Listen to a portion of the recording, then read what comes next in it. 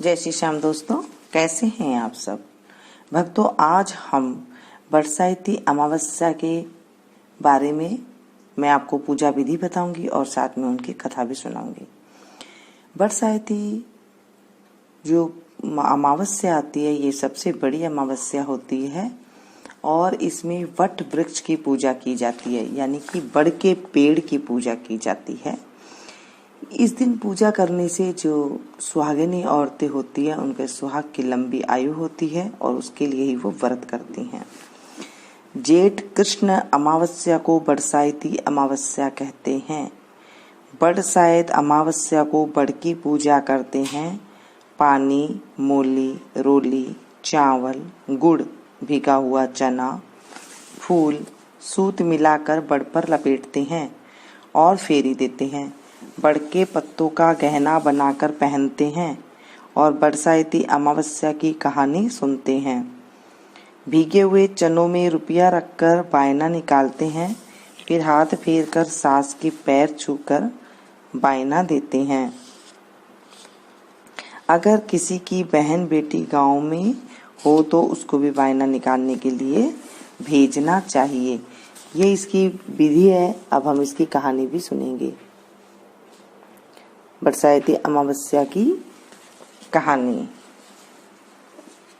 भद्र देश में अश्वपति नाम का राजा था, जिसकी संतान नहीं थी। उसने बड़े बड़े पंडितों को बुलाया और कहा, मेरे संतान नहीं है, इसलिए तुम ऐसा उपाय करो जिससे मेरे संतान हो जाए। पंडित बोले, भाई संतान तो तुम्हारे एक पुत्री लिखी है जो 12 वर्ष की आयु में विधवा हो जाएगी। राजा ने कहा, क्या मेरा नाम नहीं रहेगा? बाद में खूब यज्ञ हवन इत्यादि कराए। पंडितों ने कहा, इस लड़की से पार्वती जी की और बरसात अमावस की पूजा कराना। यज्ञ होम कराने से उसकी स्त्री गर्भवती हो गई तो पंडितों ने उसकी जन्म पत्री देखकर कहा, जिस दिन यह कन्या 12 वर्ष की होगी उस दिन इसका विधवा हो जाने का योग है, इसलिए इससे पार्वती जी की और बरसात की पूजा कराना। जब सावित्री बड़ी हुई तो उसका विवाह सत्यवान के साथ कर दिया।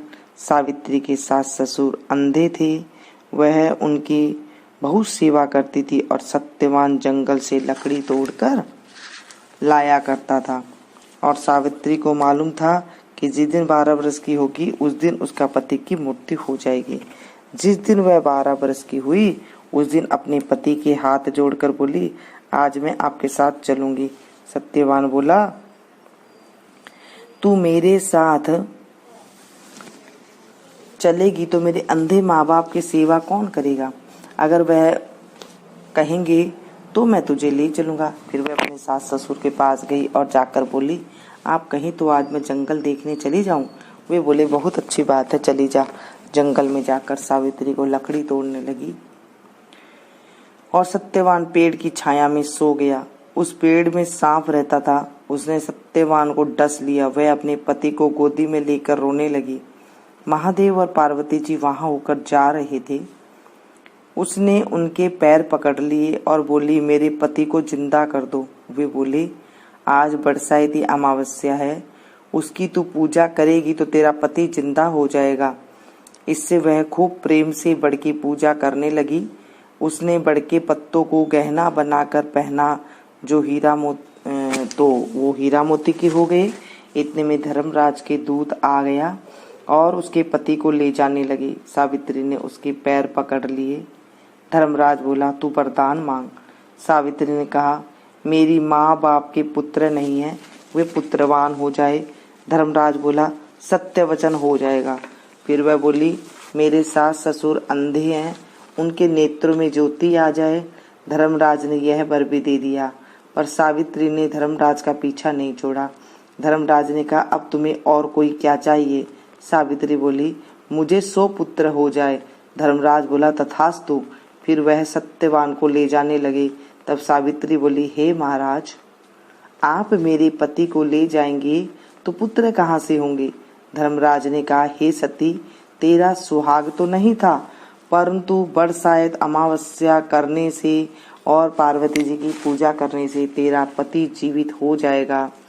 सारे गांव में ढिंडोरा पिटवा दिया कि कहते सुनते जेठ अमावस्या आएगी जब बड़ की पूजा करना और बड़ के पत्तों का गहना बनाकर पहनना, बायना निकालना।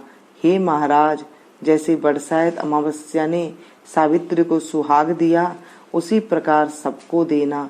जो भी इस कहानी को कहता सुनता है, उसकी सब मनोकामनाएं पूर्ण होती है। बरसात अमावस्या के बट सावित्री व्रत और वर अमावस्या भी कहते हैं। जय बोलो बरसात अमावस्या की जय। आज के दिन बड़ की पूजा करती हैं औरतें। अगर आपके घर में किसी और चीज का बायना निकालते हो, कि किसी कईयों के घरों में तो जो है पतासे का बायना निकलता है और कईयों के घरों में जो है कुछ हलवा बना करके निकलता है, कईयों के घर में कुछ गुलगुला बना करके निकलता है। तो इस तरह से आप देख लीजिएगा, आपके घर में जिस चीज से बायना निकलता है आप उस चीज का जो है बायना निकालें और अपने बड़ों को दे। जैसे सास वगैरह है तो उनको दे दे, या फिर जो है आप अगर सास वगैरह नहीं है तो कोई बड़ी उम्र की औरत है तो उन्हें दे दे, नहीं तो आप फिर ब्राह्मणी को दे सकते हैं। ऐसा हमारे ग्रंथों में कहा गया है। ऐसा करने से हमें जो है बहुत जो है अपने सुहाग की रक्षा होती है और हम जीवन भर सुखी रहते हैं। इसके बाद विंदायक जी कहानी जरूर कहनी चाहिए। जय बोलो विंदायक भगवान की जय, विंदायक जी महाराज की जय। एक बार विंदायक जी महाराज एक चुटकी में चावल और एक में दूध लेकर घूम रहे थे और कह रहे थे कि कोई मेरी खीर बना दे। एक बुढ़िया मोई बोली, ला मैं खीर बना दूं। वह एक कटोरा ले आई। तब विंदायक जी बोला, बुढ़िया माई कटोरा क्यों लाई है, भगोना लाकर चढ़ा दे। तब बुढ़िया माई बोली, इतने बड़े भगोने का क्या करेगा, कटोरा ही बहुत है। विंदायक जी ने कहा, तू चढ़ा कर तो देख। बुढ़िया माई ने भगोना चढ़ा दिया और चढ़ाते ही वह दूध से भर गया। फिर विंदायक जी ने कहा, मैं बाहर जाकर आता हूँ, तुम तब तक खीर बना कर रखना। खीर बनकर तैयार हो गई, परंतु विंदायक जी महाराज नहीं आए। बुढ़िया माई का मन ललचा गया और वह दरवाजा बंद करके खीर खाने लगी और बोली, विंदायक जी महाराज भोग लगाओ, और खीर खाने लगी। इतने में विंदायक जी आए और बोले, बुढ़िया माई खीर लो। बुढ़िया माई हाँ आकर जीम लो। विंदायक जी बोले, मैंने तो जीम लिया, जब तू जीमने लगी तभी मैंने भोग लगा दिया था। तब बुढ़िया माई बोली, तुमने मेरा पर्दा तो हटा दिया, परंतु किसी और का पर्दा मत हटाना। तब विंदायक जी महाराज ने खूब धन दौलत भर दिया। हे विंदायक जी महाराज, जैसे बुढ़िया माई को दिया वैसे कहते को सुनते को सब परिवार को देना, मुझे भी देना। हे विंदायक जी महाराज रक्षा करना। बोलिए विंदायक जी महाराज की जय। इस तरह से ये कथा होती है। दोस्तों पसंद आए तो प्लीज एक लाइक जरूर दीजिएगा और इसे ज्यादा से ज्यादा औरों के पास भी शेयर कीजिएगा ताकि औरों को भी फायदा हो सके। आज बरसाती अमावस्या, हम जितना भी अच्छा धर्म कुंड कर सकते हैं उसे हम करना चाहिए हमें, क्योंकि अब पंडितों को तो हम दे नहीं सकते हैं कुछ, तो अपने जो शेयर करते हैं किसी और को भी जब हम सुनाते हैं ना, कहते को सुनते को हुकारा भरते को जब कोई सुनता है तो भी हमें जो है उसकी भी फल की प्राप्ति होती है, पुण्य की प्राप्ति होती है हमें। ये मैं नहीं कह रही हूँ, हमारे ग्रंथ कहते हैं। जैसे मैंने आप लोगों को सुनाया है तो मुझे आपका जो आपका 100% पुण्य था उसमें से 16वां हिस्सा मुझे मिल गया है। और जब आप किसी और को सुनाएंगे ना तो आपको भी घर बैठे ही उनका 16वां हिस्सा अपने आप ही मिल जाता है। इसलिए कहते हैं कि धर्म को आगे बढ़ाते रहिए और उसे जो है लोगों को जब आप पहुंचाती रहेंगी तो आपको उतना पिन और अपने खाते में जुड़ जाता है और हमें सुख की प्राप्ति होती है और हमारे सुहाग की रक्षा होती है। तो बोलिए बरसाती माँ बस की जय। मिलती हूँ मैं फिर से एक नई वीडियो में नई जानकारी के साथ। तब तक